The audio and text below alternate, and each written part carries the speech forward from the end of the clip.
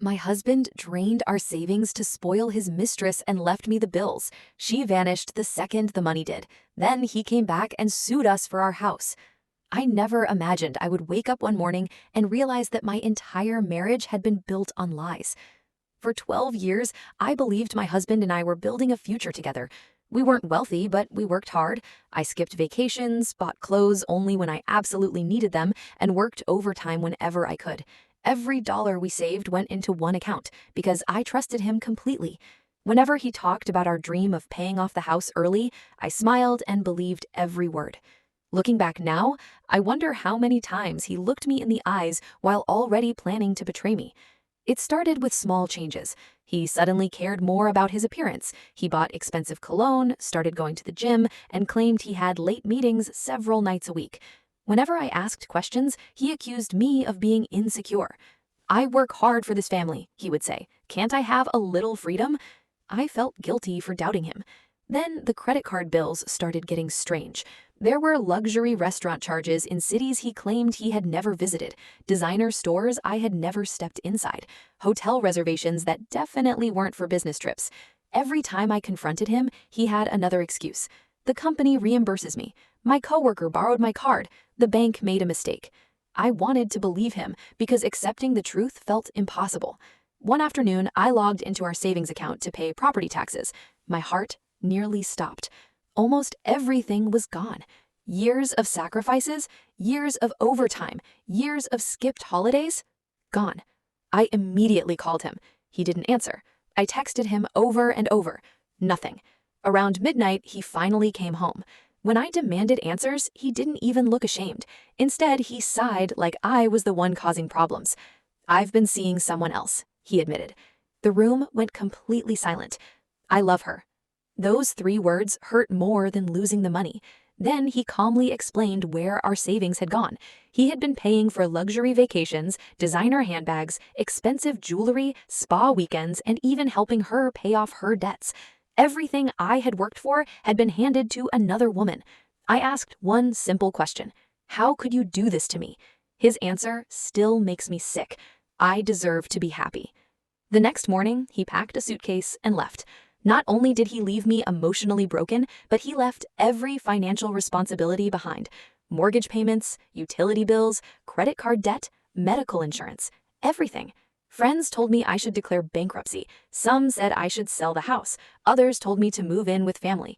Instead, I decided something. He had stolen enough from me. He wasn't going to steal my future too. I took a second job, I worked weekends, I sold jewelry my grandmother had left me. It broke my heart, but I refused to lose my home. Some nights I cried myself to sleep from exhaustion, but every mortgage payment I made reminded me that I was surviving without him. About 8 months later, I heard something unexpected. His mistress had disappeared. Apparently, once the expensive gifts stopped, so did her love. She emptied what little money he had left and vanished without leaving a note. The man who destroyed our marriage had been abandoned the exact same way he abandoned me. For the first time in months, I laughed. I thought karma had finally finished its job. I was wrong. A few weeks later, I was served with court papers. He was suing me. He claimed he deserved half of our house, the same house he had stopped paying for, the same house I had nearly lost because of his spending, the same house I had kept alive through endless overtime. I couldn't believe the audacity. During the first court hearing, he actually told the judge that he had simply made some financial mistakes. Financial mistakes? He had emptied nearly every savings account we owned. He had abandoned every responsibility. He hadn't sent a single mortgage payment since leaving. Thankfully, my lawyer had prepared everything. Bank statements, credit card records, hotel receipts, luxury purchases, transfers into his mistress's accounts, even photos from social media showing the lavish vacations they enjoyed while I stayed home working double shifts. The courtroom became very quiet. My husband kept avoiding eye contact. Then the judge asked him one question. If this money belonged to both of you, why did only one person benefit from spending it? He couldn't answer.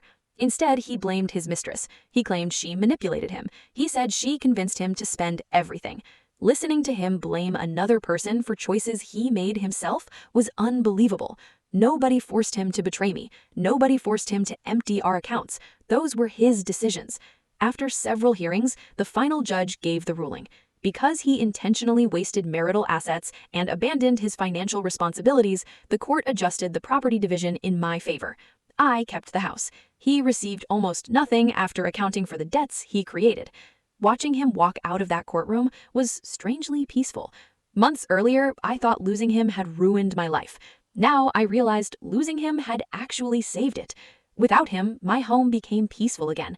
I slept through the night, I stopped checking his location, I stopped wondering where he was. Most importantly, I stopped blaming myself. A year later, I refinanced the house in my own name. The day I signed those papers felt better than my wedding day ever had. Not because I hated him, because I finally belonged to myself again. Sometimes people ask whether I regret the years I spent with him. The truth is, no. Those years taught me that love without respect isn't love, trust without honesty isn't trust, and someone willing to destroy your future for temporary pleasure was never truly your partner. As for my ex-husband, I occasionally hear updates through mutual friends. He's renting a small apartment now. Most of the people who supported his affair disappeared once they realized he had nothing left to offer. Funny how quickly fake relationships fall apart once the money runs out. Meanwhile, every morning I drink coffee on the porch of the house he tried to take from me, the same house he believed I would lose, the same house that reminds me every single day that betrayal doesn't always win. Sometimes perseverance does. Sometimes the person left picking up the pieces builds something stronger than what was broken. And every time I unlock my front door, I remember one simple truth. He thought draining our savings would leave me with nothing. Instead, it forced me to discover that the strongest thing I ever owned wasn't the money in our bank account. It was me.